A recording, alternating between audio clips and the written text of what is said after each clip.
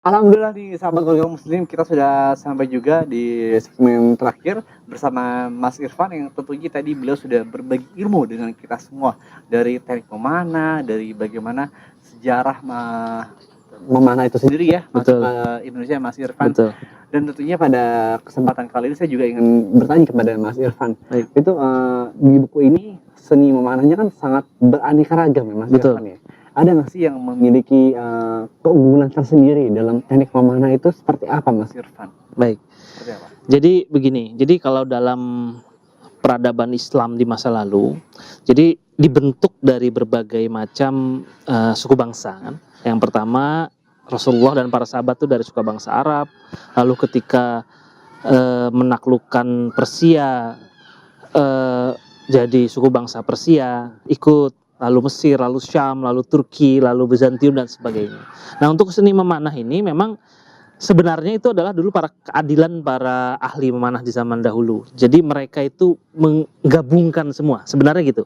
Jadi panahan Arab, panahan Persia, panahan Turki, dan panahan Bizantium, iya mereka gabungkan, mereka standarisasi, dan mereka ambil mana yang bermanfaat untuk apa. Karena memanah ini kan bukan cuman satu jenis saja. Ada yang memanah buat manah target, jarak dekat, jarak jauh, buat memanah berkuda, buat memanah memanah tangkas istilahnya. Nah, macam-macam untuk memanah tempur. Jadi kayak kalau kita analogikan dengan senjata zaman sekarang, kan macam-macam. Ada pistol, ada senapan serbu, ada senapan apa. Dan semua itu berasal dari berbagai macam tradisi digabungkan menjadi satu. Nah, jadi kalau kita ngomong keunggulan, ya semuanya unggul. Dari Turki, dari Persia, dari Arab mereka gabungkan. Dan di masa-masa akhirnya ini panahan ini udah sifatnya fungsional saja. Teknologi itu berkembang berdasarkan basis itu dan menjadi teknologi yang inovasi baru yang kemudian makin disempurnakan. Jadi gitu sebenarnya. Mas Irfan, terkait panahan ini selaku dari ketua perkumpulan olahraga panahan berkuda Indonesia. Betul. Nah, Mas Irfan mempunyai nggak target untuk jangka pendeknya seperti apa dan untuk jangka panjangnya seperti apa yang mungkin bisa diberikan kepada para pemirsa di rumah? Silakan. Baik, jadi kami dalam perkumpulan kami memang misinya adalah untuk memperkenalkan panahan jenis ini. Jadi panahan dari peradaban Islam sebenarnya atau panahan timur ini kepada khalayak Indonesia. Yang sebenarnya ini adalah sejarah yang terulang kembali. Dulu di zaman Kesultanan Indonesia, di zaman Kesultanan di Indonesia ini masih ada, Sultan Aceh, Sultan Mataram dan sebagainya. Itu ada, ya panahan seperti ini gitu. Busur yang sama tuh ada. Sekarang jadi pusakanya Sultan Jogja itu sama, busurnya sama. Di masa lalu pun sama. Nah, artinya kita ini berusaha kembali membangkitkan local wisdom yang bernuansa Islam. Nah, itu ya. Local wisdom bernuansa Islam. Jadi kalau secara jangka pendek kami berusaha memberikan membuat positioning dahulu agar dikenal di masyarakat. Kami mengumpulkan legitimasi dengan meraih prestasi. Alhamdulillah perkumpulan kami dalam 3 tahun terakhir kami pernah menjadi juara 3 di Malaysia, pernah menjadi juara 3 di Turki, pernah menjadi juara 2 di panahan jarak jauh di Hungaria, dan perempuannya pun juga bisa berprestasi juga. Salah satunya pernah di Singapura juara 3 juga, di Hungaria juara 3 juga. Jadi artinya itu kami lakukan adalah dalam rangka meningkatkan marwah dan pengetahuan dari panahan ini, bahwa panahan ini pun juga keahlian yang kita bisa berprestasi di dalamnya gitu, membawa nama bangsa gitu ya. Nah, secara jangka panjang seperti saya bilang tadi di awal, bahwa inti utama dari panahan ini adalah media pendidikan. Jadi, ya perantara. Jadi media pendidikan untuk membentuk generasi insan kamil lah. Jadi generasi yang memang sempurna, lahir batin, cerdas akal, kuat gigih, dan jiwa ksatria. Nah, itu yang ingin kita bentuk, sehingga harapannya di depan ada generasi umat muslim di Indonesia yang bisa mengambil peran dalam pembangunan nasional, termasuk tadi saya bilang tadi di awal, kita bisa menjadi solusi dalam permasalahan di kemasyarakatan kita. Insya Allah seperti itu. Tentunya tetap dari sisi olahraganya, sisi tradisinya ini tetap kita kembangkan untuk meraih prestasi yang lebih banyak dan pengembangan yang lebih luas lagi. Kira-kira seperti itu. Mas, mungkin ada nggak sih peran pemerintah dalam mendukung ini seni panahan tradisional ini? Sejauh ini ada nggak menurut Mas Irfan sendiri? Baik, jadi sebenarnya untuk olahraga tradisional, nah ini kan panahan tradisional ini masuk olahraga tradisional. Jadi olahraga tradisional, permainan tradisional itu sejauh ini adalah berada di wilayahnya Kementerian Pendidikan dan Kebudayaan. Dan alhamdulillah selama ini kami segala kegiatan kami itu adalah atas arahan, masukan, bantuan gitu dari Kementerian Kebudayaan, khususnya Direktorat Warisan dan Diplomasi Budaya. Nah, jadi memang kita bergerak ini atas pengetahuan pemerintah, arahan pemerintah dan restu pemerintah gitu. Dan beliau sebagai ada pengarah kami Pak Najamuddin Ramli, Direktur Warisan dan Diplomasi Budaya, beliau sangat mendukung kami dalam segala macam kegiatan kami dalam dan luar negeri. Jadi alhamdulillah kegiatan kami ini disupport oleh pemerintah dengan penuh.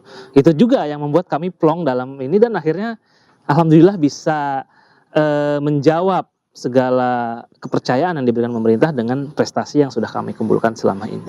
Seperti itu. Mas Irfan kan sekarang sudah menjadi juga ketua Dewan Pembina ya Mas ya? Dewan Pengawas. Dewan Pengawas untuk perkumpulan olahraga panahan berkuda Indonesia. Iya. Itu ada nggak sih Mas mungkin kendala yang dihadapi saat ini seperti apa? Mungkin untuk kedepannya yang ingin dibenahi itu apa aja? Ini kan namanya juga olahraga bisa dibilang tradisional ya Mas. Betul. Ada nggak sih mungkin kendala atau mungkin bisa disebut ya mungkin salah satu tantangan buat Mas Irfan? Betul. Jadi yang pertama adalah seperti kita bilang di awal bahwa sebenarnya ini adalah warisan peradaban Islam yang punya banyak manfaat. Itu yang satu. Nah, itulah mengapa kita ingin ini mempositioningkan di Indonesia. Tentunya ketika kita mempositioningkan ini dengan baik di Indonesia ada tantangan. Yang pertama adalah bagaimana kita mendudukkan panahan ini. Karena tentu ya tetap ini adalah kita bermain dengan benda tajam gitu, karena kan panah kan tajam, ada aspek bahaya. Salah satu yang kami kampanyekan adalah tentang memanah bertanggung jawab, secara bertanggung jawab, mengutamakan safety, menghindari hal-hal yang tidak perlu terjadi. Dalam hal ini adalah kerugian, kecelakaan dan sebagainya. Itu tantangannya karena memang audiens kita kan luas, semangatnya pun beda-beda. Bahkan mohon maaf, ada beberapa kejadian mungkin yang orang berpikir ini karena memang ada aspek militer, berpikir bahwa ini bisa digunakan buat berperang di zaman sekarang. Ya mohon maaf, itu belum bisa karena pemanah di zaman dahulu skillnya berbeda dengan zaman sekarang, jelas. Dan zaman sekarang kita berhadapan dengan peralatan modern, nggak mungkin dengan pistol dan sebagainya. Jadi kita berusaha mendudukkan ini dulu, kita menempatkan ini adalah sebagai olahraga tradisional dan budaya kita. Karena memang betul, ini bagian budaya kita. Di zaman dahulu ini ada di Indonesia. Nah, karena ini adalah sejarah yang hilang, makanya kita berusaha mempromosikan ini, memberi pengertian secara perlahan, memaklumkan orang, karena awam. Semua karena ini hilang jadi awam gitu. Masih banyak yang belum tahu. Banyak yang belum tahu. Dan memang apa ya istilahnya, ini kan dahulu memang dibutuhkan bagi militer dan berburu, maksudnya mencari nafkah. Kalau sekarang kan hanya untuk sebagai hiburan sebenarnya. Nah, inilah yang kami dudukkan dulu agar ini menjadi bagian dari budaya Indonesia gitu ya, warisan budaya Indonesia yang kemudian insya Allah kedepannya ketika ini masyarakat sudah paham kedudukan panahan ini, kita bisa mengambil manfaatnya tanpa ekses negatif. Itu insya Allah seperti itu. Mas Irfan, ngomong-ngomong masalah booster ini, jika ada warga Malaysia atau warga Brunei ataupun mungkin warga Timur Tengah dari Saudi yang menonton dan ingin membeli booster ini, dan kalau boleh tahu dikasih bocoran sedikit aja nih, kan masih banyak yang belum tahu nih Mas Irfan, kan masih banyak orang awam. Kalau lebih harganya di kisaran berapa ya Mas? Kurang lebih, kan siapa tahu nanti ada warga Malaysia atau mungkin warga Australia ingin juga belajar memanah nih, tapi saya nggak tahu nih berapa harganya. Baik, jadi Bisa dibilang begini, saya belak-belakan aja. Jadi panahan ini memang karena melibatkan peralatan ya.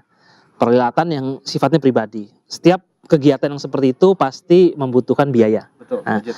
budgetnya. Nah, biayanya memang bisa dibilang tidak murah. Panahan busur seperti ini aja bisa dalam di dunia ini ada yang mulai dari ratusan ribu sampai jutaan bahkan puluhan juta. Tergantung kita inginnya seperti apa. Kalau kita baru belajar ya kita beli yang level murah dulu aja gitu, yang level awal lah untuk beginner gitu ya. Nah, kalau untuk mengakses sebenarnya sekarang udah banyak sekali di internet, di sosial media, dimanapun gitu ya. Dalam dan luar negeri untuk beli peralatan panahan itu sangat mudah sekarang ya. Panahan tradisional ini, mau jenis apapun ada. Hanya saja yang saya sarankan adalah bahwa kita sebelum kita membeli, kita harus memahami dulu. Kita harus tanya dulu yang ngerti, karena banyak detail tentang panahan ini, tentang busur ini, khususnya kayak busur nih. Busur ini ada yang namanya berat tarikan. Berat tarikan itu ditandai dengan kalau di Eropa itu dengan satuan pounds. Pounds atau kalau di kita pounds itu kira-kira setengah 1 pounds itu 0,5 kilogram lah, kira-kira seperti itu ya.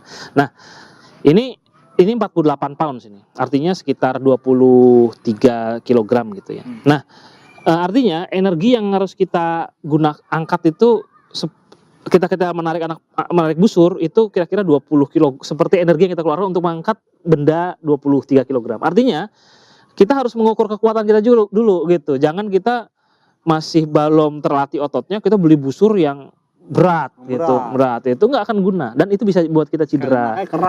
Bisa keram, bisa cedera. Jadi yang intinya adalah tadi ketika sebelum kita membeli peralatan panahan, kita harus mempelajari dulu, minimal bertanya apa aja sih yang harus kita punya mentor gitu, Mas? Iya, sebaiknya bertanya yang sudah berpengalaman, yang ahli ya. Yang ahli, ya, betul. Mas Irfan, satu tips atau yang bisa memberikan edukasi statement buat Mas Irfan kepada seluruh masyarakat yang menonton acara mengenal lebih dekat ini apa? Silakan Mas Irfan. Ya, baik. Jadi seni memanah peradaban Islam ini adalah seperti saya katakan di awal adalah warisan peradaban Islam yang memiliki berbagai macam manfaat. Yang pernah hilang sekarang muncul lagi. Alhamdulillah Allah takdirkan demikian. Nah, tugas kita adalah memanfaatkan ini dengan sebaik-baiknya, mendudukan secara terhormat. Nah, jangan sampai dia jadi mendapat celah atau diciderai. Nah, tugas kita adalah sebagai penggiat atau yang menggiat atau yang ingin mencoba harus tadi menambah pengetahuan yang banyak agar kita memahami panahan ini dan bisa mengambil manfaatnya. Insya Allah seperti itu. Dan sekali lagi saya bilang ini bukan hanya sekedar kegiatan olahraga, namun ini pun bagian budaya Indonesia di zaman Kesultanan di masa lalu, dan juga yang paling penting ini adalah anjuran dari Rasulullah SAW yang apabila kita melakukannya dengan baik dan benar sesuai dengan niat dan perilaku yang baik, insya Allah akan bernilai pahala dan berkah ya. Dan berkah, insya Allah seperti itu.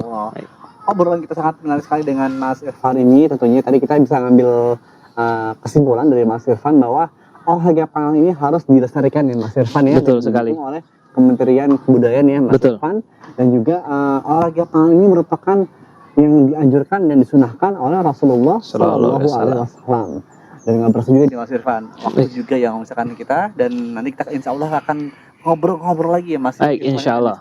Insya Allah. Sampai ke rumah Mas Irfan ya. Baik, sambil mana nanti? Betul. Ya. Insya Allah. Oke, ngobrol akhir kata saya Arif Akbar dan Mas Irfan mengucapkan terima kasih atas perhatian Anda. Subhanakallahumma wa bihamdika asyhadu an la ilaha illa anta astaghfiruka wa atubu ilaik. Assalamualaikum warahmatullahi wabarakatuh.